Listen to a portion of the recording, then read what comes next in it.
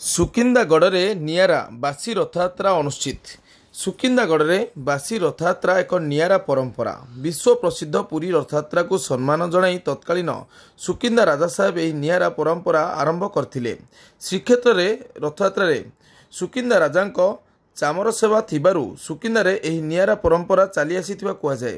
ପ୍ରତିବର୍ଷ ପରି ଚଳିତ ବର୍ଷ ସୋମବାର ଦିନ ବାହୁଡ଼ା ଯାତ୍ରା ଅବସରରେ ଚତୁର୍ଦ୍ଧା ମୂର୍ତ୍ତିଙ୍କୁ ସେବାୟତମାନେ ମାଉସୀମା ମନ୍ଦିରରୁ ରଥାରୂଢ଼ କରିବା ପରେ ରାଜା ସାହେବ ଭୂଦେବ ଭୂପତି ହରିଚନ୍ଦନ ମହାପାତ୍ର ଛେରା ପହଁରା କରିଥିଲେ। ଯଥାବିଧି ପୂଜାର୍ଚ୍ଚନା କରିବା ପରେ ରଥକୁ ଥରେ ମାତ୍ର ଟଣାଇଥିଲା।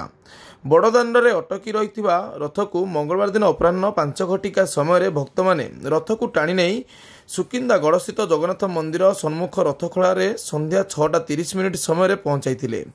ରଥଟଣା ସମୟରେ ବିଶିଷ୍ଟ ପ୍ରବଚକ ବିଦ୍ୟାଧର ପୃଷ୍ଟି ଓ ବଂଶୀଧର ପରିଡ଼ା ଭକ୍ତମାନଙ୍କୁ ଜଗନ୍ନାଥ ଚେତନା ଶୁଣାଇବା ସହ ପ୍ରମୋଦ କୁମାର ଓଝା ଭଜନ ମାଧ୍ୟମରେ ଭକ୍ତମାନଙ୍କୁ ଉତ୍ସାହିତ କରିଥିଲେ।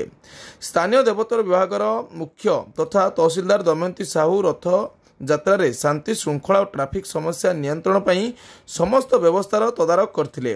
ଯାଜପୁର ଜିଲ୍ଲାର ଅତିରିକ୍ତ ଜିଲ୍ଲାପାଳ ନବକୃଷ୍ଣ ଜେନା, କଳିଙ୍ଗନଗର ଅତିରିକ୍ତ ଆରକ୍ଷୀ ଅଧୀକ୍ଷକ ସିଲଭରିୟସ୍ ଟୋପେ, ଅତିରିକ୍ତ ତହସିଲଦାର ପ୍ରିୟରଞ୍ଜନ ଜେନା, ବିଡିଓ ଅଭିଷେକ ସ୍ୱାଇଁ ପ୍ରମୁଖ ଉପସ୍ଥିତ ରହି ପରିସ୍ଥିତି ଅନୁଧ୍ୟାନ କରିଥିଲେ। ଚଳିତ ବର୍ଷ ନୂତନ ବିଗ୍ରହ ସ୍ଥାପନ ହୋଇଥିବାରୁ ପ୍ରଭୁଙ୍କ ଦର୍ଶନ ପାଇଁ ଚଳିତ ବର୍ଷ ସର୍ବାଧିକ 50,000ରୁ ଉର୍ଦ୍ଧ୍ୱ ଭକ୍ତଙ୍କ ସମାଗମ ହୋଇଥିବା ଦେଖିବାକୁ ମିଳିଛି।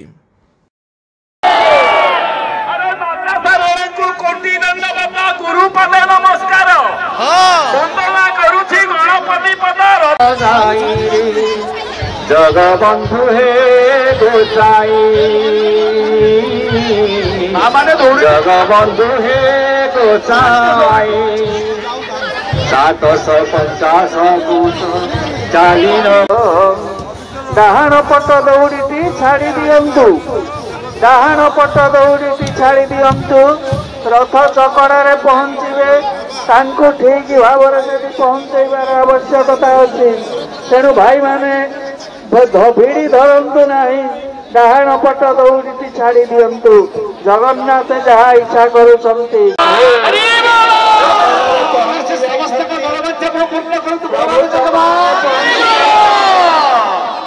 तेणु आमे माने समस्ते बहु सौभाग्य दर्शन कर रथ को इलाके टाणी आनीचे सर्वशेष प्रभु पादर टे प्रणाम जनाई आमे माने आम गंतव्य चलवा।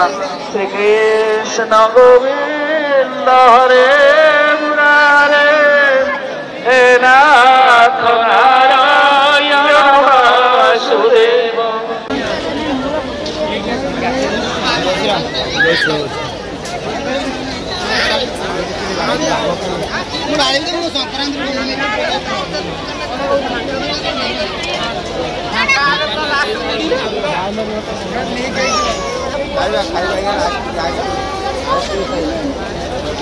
ଏଇଟା ହେଲା ମାନେ